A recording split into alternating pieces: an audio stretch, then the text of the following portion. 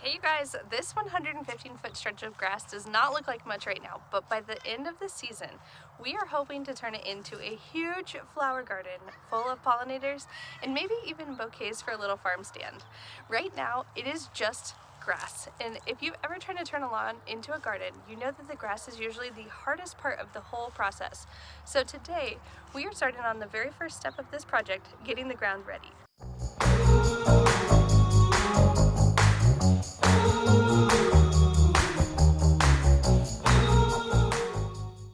So what we did was roll out landscape fabric across this entire space. We used a 6-foot wide roll, 3.2 ounces of fabric that is about 115 feet long. So basically it marks out the entire area where the flower garden will grow. And it might not be very exciting yet, but this step actually makes a huge difference later on. Instead of immediately tilling up the thick grass and the weeds, the landscape fabric helps smother everything underneath it by blocking out the sunlight. The grass slowly weakens and dies off over time. My plan is to leave it out for about 2 months before we actually get ready to come back and till the soil, so we're not fighting the stubborn grass roots that are in there currently. Grass has a way of coming back when you least expect it, so letting it die back first just makes the whole process a lot easier. And another thing that is really nice about laying the fabric out is it helps when you visualize the size of the garden. So you can see behind me where we have laid it out, and now I can actually see what it's gonna look like. And when it was just a patch of grass, it didn't really feel that big, but once we rolled out the fabric across the whole area, it suddenly looks massive. So 115 feet of garden space is actually a lot when you start imagining filling it with flowers. The idea of this space is to create a cut flower garden and something that's beautiful, but also productive for the homestead. Flowers do so much more than make a place look nice. They bring in pollinators like bees and butterflies, which helps everything else grow like on our homestead and even nearby. So the more pollinators you have around, the healthier the whole ecosystem becomes. And since we have bees here on the homestead and we're getting new bees, like more bees this year, having a larger area dedicated to flowers, that is also a huge benefit to the hive. So different flowers bloom at different times of the year, and eventually the goal is to plant a variety that keeps something blooming from early spring all the way into the fall. This year we probably won't have any blooms until summer, but that's okay. That's all part of the process, and the bees will always have something nearby to forage. But the other reason I love the idea of a big flower garden is because flowers can actually become a really great farm stand product too, and that's something I'm looking at doing this year. And there's always something about fresh flowers that people just love stopping for, and a simple bouquet like sitting in a jar by the road is enough to make someone pull over. And so eventually the dream would be to grow enough flowers to make bouquets for a little farm stand on the property, or earn a little extra income too. There's nothing wrong with that, and nothing huge and nothing complicated, but just keeping it local and trying to share with our community.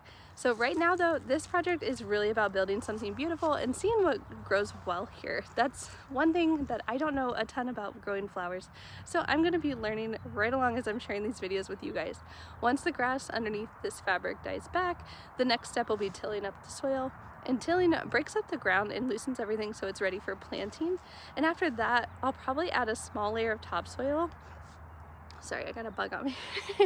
But after that, probably adding a small layer of topsoil, so it will give the flowers a good start and like a little bit of a boost. Our soil here is very rocky, kind of clay-like, and it's just not great for gardening. So I am going to give it a little boost, add a little thin layer of topsoil once we've tilled up all of the current dirt. And so even a decent soil can benefit from a little boost when you're creating a brand new garden bed.